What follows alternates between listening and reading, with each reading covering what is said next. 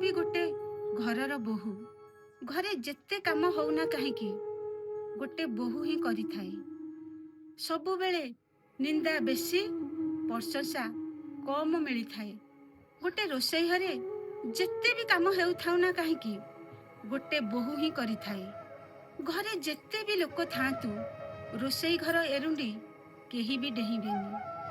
ଆରେ ମୁଁ ଗୋଟେ ମଣିଷ, ମେସିନ୍ ନୁହେଁ। ଆରେ ମୁଁ ବି ରାତି 5ଟାରୁ ଉଠୁଛି, କିନ୍ତୁ ଶୋଉଛି ରାତି 12ଟାରେ। ସମସ୍ତେ ତ ଡେରିରେ ଉଠନ୍ତି, କିନ୍ତୁ ଶୁଅନ୍ତି ଜଲ୍ଦି। ଯେତେବେଳେ ସମସ୍ତଙ୍କ ଦେହ ଖରାପ ଅଛି, ମୋ ଦେହ ଖରାପ ବି ହୁଏ। ଯେତେବେଳେ ମୁଁ ଘରେ ସମସ୍ତଙ୍କୁ କହିବି ମୋ ଦେହ ଖରାପ ଅଛି ବୋଲି, ସମସ୍ତେ କହିବେ ମୁଁ କୁଆଡେ ବାହାନା କରୁଛି ଘରର ସବୁ କାମ କରିବା ପାଇଁ। ଯେତେବେଳେ ମୁଁ ଏସବୁ କଥା କୁହେ ନା, ସେମାନେ ସେତେବେଳେ କୁହନ୍ତି କାମ କରିବା ପାଇଁ ବାହାନା କରୁଛି, କାମ ଚୋରଣୀ। ମତେ ଘରର ସବୁ କାମ କରିବାକୁ ପଡିବ, କାହିଁକି ନା ମୁଁ ଏ ଘରର ବୋହୂ। ମୁଁ ବାଧ୍ୟ ଘରର ସବୁ କାମ କରିବା ପାଇଁ, କାହିଁକି ନା ମୁଁ ଘରର ଗୋଟେ ବୋହୂ। ମୁଁ ଜଲ୍ଦି ଉଠି ପାରିବି, କିନ୍ତୁ ଜଲ୍ଦି ଶୋଇ ପାରିବିନି, କାହିଁକି ନା ମୁଁ ଗୋଟେ ବୋହୂ। ମୁଁ ସମସ୍ତଙ୍କର ମନ ପସନ୍ଦର କଥାକୁ ନେଇ ଚଳିବି, ପସନ୍ଦ ନ ପସନ୍ଦର କଥାକୁ ନେଇ ମାନିବି, କିନ୍ତୁ ମୋର ମନ ବୋଲି କିଛି ନାହିଁ, କାହିଁକି ନା ମୁଁ ଗୋଟେ ଘରର ବୋହୂ। ମତେ ମୋ ନିଜକୁ ଛାଡ଼ି ଦେଇ ସମସ୍ତଙ୍କର ଯତ୍ନ ନେବାର ଅଛି, ସମସ୍ତଙ୍କୁ ଖୁସିରେ ରଖିବାର ଅଛି।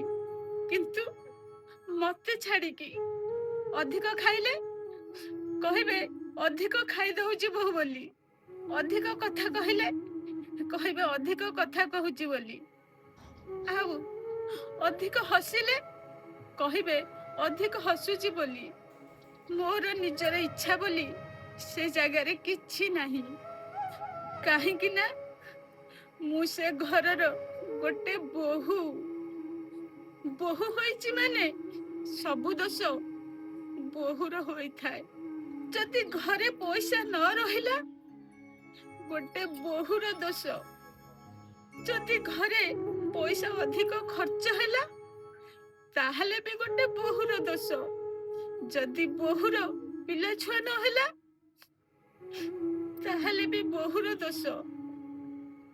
ଯଦି କାହାର ଦେହ ଖରାପ ହେଲା, ତଥାପି ବି ବୋହୂର ଦୋଷ। ଘରେ ଯିଏ ବି ଦୋଷ କରୁନା କାହିଁକି, ଦୋଷୀ ଗୋଟେ ବୋହୂ ହିଁ ହେଇଥାଏ। ନିଜ ପାଇଁ କିଛି କହିଦବ ନା, ତାହେଲେ ବୋହୂ ବହୁତ ଖରାପ। କଦାପି କିଛି ମୋ ବିଷୟରେ କହିପାରିବିନି, କାହିଁକି ନା ମୁଁ ଗୋଟେ ଘରର ବୋହୂ। ଘରର ସବୁ କଥା ସମସ୍ତେ ହଉଥିବେ, ମୁଁ କିନ୍ତୁ ଘରର କଥାରେ ମୁଣ୍ଡ ପୂରେଇ ପାରିବିନି। କାହିଁକି ଜାଣିଛନ୍ତି? ମୁଁ ପରା ପର ଘରରୁ ଆସିଛି। ସତରେ ଏ ବୋହୂ ପାଇଁ କାହିଁକି ଏତେ ଅତ୍ୟାଚାର? କାହିଁକି ନା ତାର କେହି ନାହାନ୍ତି ବୋଲି ତା ଘରର ଲୋକଙ୍କୁ ପର କରିଦେଇ ଆସିଥାଏ। ସେଇଥିପାଇଁ ନା ଗୋଟେ ବୋହୂର ନିଜର ଘର ବୋଲି କୋଉଟା ବି ନଥାଏ।